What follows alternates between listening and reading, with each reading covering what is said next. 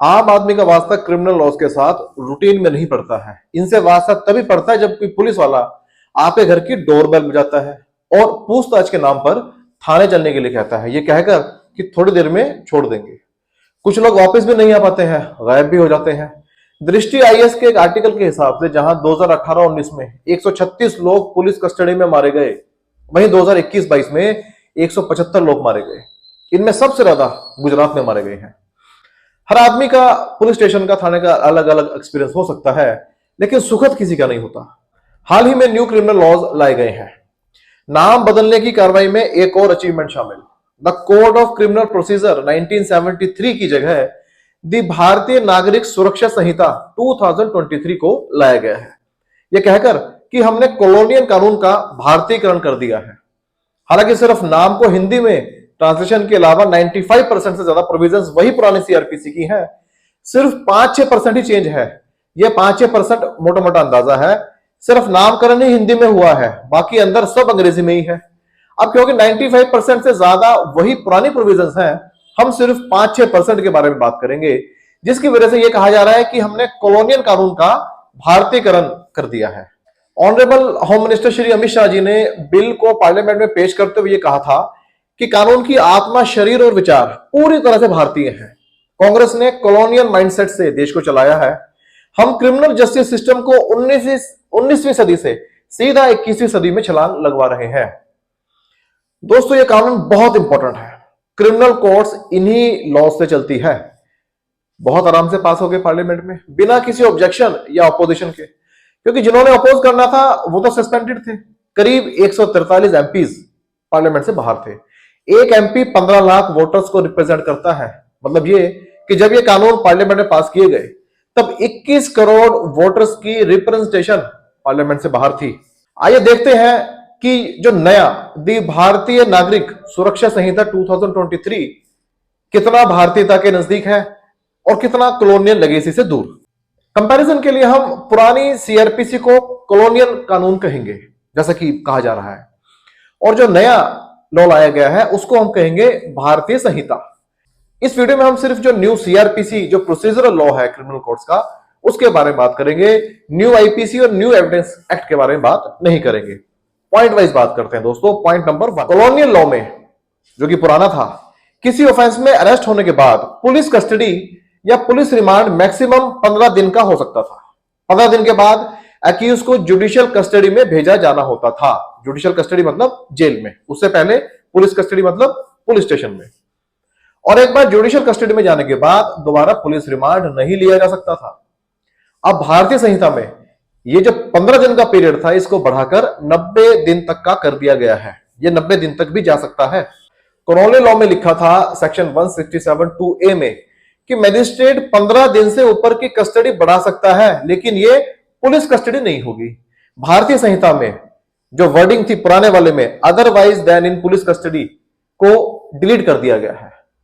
भारतीय संहिता में एक बार जुडिशियल कस्टडी में भेजे जाने के बाद दोबारा पुलिस रिमांड पे लिया जा सकता है। कॉलोनियल लॉ में इसकी मंजूरी नहीं थी। दोस्तों, पुलिस रिमांड का मतलब पुलिस इंटरोगेशन होता है। लीगली इसमें अक्यूज को मारा पीटा नहीं जा सकता, लेकिन असल प्रैक्टिस में पुलिस इंटरोगेशन में टॉर्चर होना आम बात है। पुलिस रिमांड में टॉर्चर को लेकर सुप्रीम कोर्ट और हाई कोर्ट ने कई बार चिंता जाहिर की है और गाइडलाइंस भी इशू की हैं। तो जो कस्टोडियल टॉर्चर कॉलोनियल लॉ में 15 दिन तक हो सकता था, अब वो भारतीय संहिता में 90 दिन तक भी जा सकता है। पुलिस कस्टडी को 90 दिन तक कर देने का मतलब यह भी है कि इन दिनों में बेल की कोई संभावना नहीं रह जाएगी, क्योंकि बेल एप्लीकेशन लगने के बाद इसी ग्राउंड पर रिजेक्ट हो जाएगी कि अभी भी अक्यूज की पुलिस इंटरोगेशन की जरूरत है, क्योंकि एक बार जुडिशियल में जाने के बाद भी उसको पुलिस दोबारा ले सकती है अपनी कस्टडी में। कॉलोनियल लॉ में पुलिस रिमांड खत्म होने के बाद बेल की संभावना बढ़ जाती थी। तो भारतीय संहिता की जो प्रोविजन है 90 दिन तक जाने तक की, इससे भारतीय जेल, जो कि ऑलरेडी 130% तक भरी हुई है, ओवर ऑक्यूपाइड है, और ज्यादा कंजेस्ट हो जाएंगी। भरी हुई जेलें एक डेमोक्रेसी के लिए अच्छी नहीं होती हैं। यह है कॉलोनियल लॉ से भारतीय संहिता का बदलाव नंबर 1। आगे चलते हैं। कॉलोनियल लॉ में किसी भी कॉग्निजेबल ऑफेंस होने पर एफआईआर रजिस्टर होनी ही होती थी। सुप्रीम कोर्ट ने Lalit Kumari versus state of UP 2012 case है, मैं यही कहा था कि किसी कॉग्निजेबल ऑफेंस की इंफॉर्मेशन मिलने पर एफआईआर रजिस्टर होनी ही चाहिए और कोई किसी तरह की प्रिलिमिनरी इंक्वायरी परमिसेबल नहीं है। लेकिन भारतीय संहिता में सेक्शन 173 सबसेक्शन 3 के अंदर किसी कॉग्निजेबल ऑफेंस जिसमें 3 से 7 साल तक की सजा हो की इंफॉर्मेशन मिलने पर प्रिलिमिनरी इंक्वायरी की जा सकती है। उसके बाद तय किया जाएगा कि इन्वेस्टिगेशन हो या नहीं। पहले ही पुलिस स्टेशन में जाकर एफआईआर रजिस्टर करवाना बहुत मुश्किल काम था, इससे ये और ज्यादा मुश्किल हो जाएगा।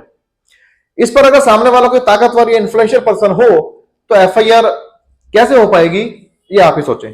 तीसरा पॉइंट, हथकड़ियों का, हैंडकफ का। कॉलोनियल लॉ में हथकड़ी लगाने की कोई स्पेसिफिक या एक्सप्रेस प्रोविजन नहीं थी, इंप्लाइड प्रोविजन थी सेक्शन 46 में। उसमें भी कोर्ट की परमिशन लेकर ही हथकड़ी लगाई जा सकती थी अक्यूज्ड को। हथकड़ी लगाना नॉर्मल या रूटीन का मैटर नहीं था। लेकिन भारतीय संहिता में हैंडकफ को लेकर स्पेसिफिक प्रोविजन डाल दी गई है, जिसमें ऑफेंस की कैटेगरी को मद्देनजर रखते हुए हथकड़ी लगाई जा सकती है और इसके लिए प्रायर परमिशन, कोर्ट की प्रायर परमिशन की जरूरत भी नहीं होगी। बदलाव नंबर 4, कॉलोनियल लॉ में ट्रायल अक्यूज की फिजिकल प्रेजेंस में ही होता था। किसी किसी केस में depending upon nature of accused and offence camera proceeding भी की जा सकती थी। लेकिन भारतीय संहिता में सेक्शन 530 में पूरा trial including examination and cross examination of witnesses electronic mode में किया जा सकता है और सभी केसेस में किया जा सकता है। ट्रायल के एडवोकेट्स इस बात को जानते हैं कि विटनेस का क्रॉस एग्जामिनेशन अगर आमने सामने ना हो तो सच्चाई सामने लाना मुश्किल हो जाता है। ऑनलाइन या इलेक्ट्रॉनिक मोड पर कैमरा या स्क्रीन के सामने क्रॉस एग्जामिनेशन करना अच्छे रिजल्ट नहीं ला पाएगा और नुकसान अक्यूज को ही होगा। जो लोग कभी कभार कोर्ट में विजिट करते हैं वो लोग जानते हैं कि अक्यूज के रिलेटिव के लिए कोर्ट एक मीटिंग पॉइंट भी होता है। वहां वो मिलते भी हैं, खुलकर बात भी करते हैं, घर का अपना हालचाल पूछते बताते भी हैं।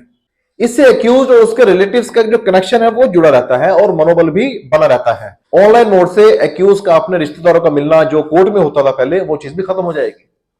बदलाव नंबर 5, कॉलोनियल लॉ में प्रोक्लेम्ड ऑफेंडर यानी भगोड़े का ट्रायल उसकी एब्सेंस में नहीं चलाया जा सकता था। उसको पकड़ा जाएगा, फिर उसकी प्रेजेंस में ही उसका ट्रायल चलाया जाएगा। भारतीय संहिता में सेक्शन 356 प्रोक्लेम्ड ऑफेंडर का ट्रायल उसकी एब्सेंस में भी चलाया जा सकता है। ट्रायल चलाकर फायदा क्या होगा? अगर सजा को कागज पर देकर फाइल में रख भी दिया तो उससे फर्क क्या पड़ेगा? अगर कभी पकड़ा जाएगा तो जेल में डाल दिया जाएगा। ठीक है, ये तो वैसे भी हो सकता था। प्रोक्लेम्ड ऑफेंडर को पकड़कर जेल में रखकर भी ट्रायल चलाया जा सकता था उसके सामने, जैसे कॉलोनियल लॉ में होता था। इतनी जल्दबाजी की क्या जरूरत है?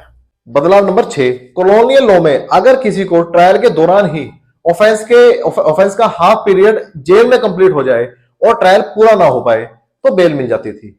भारतीय संहिता में इसे रखा तो गया है, लेकिन अगर एफआईआर में एक से ज्यादा सेक्शंस हैं, एक से ज्यादा ऑफेंस है या उसके ऊपर एक से ज्यादा एफआईआर है तो ये बेनिफिट नहीं मिलेगा। और आमतौर पर किसी भी एफआईआर में एक से ज्यादा सेक्शंस होते ही हैं, यह आम सी बात है।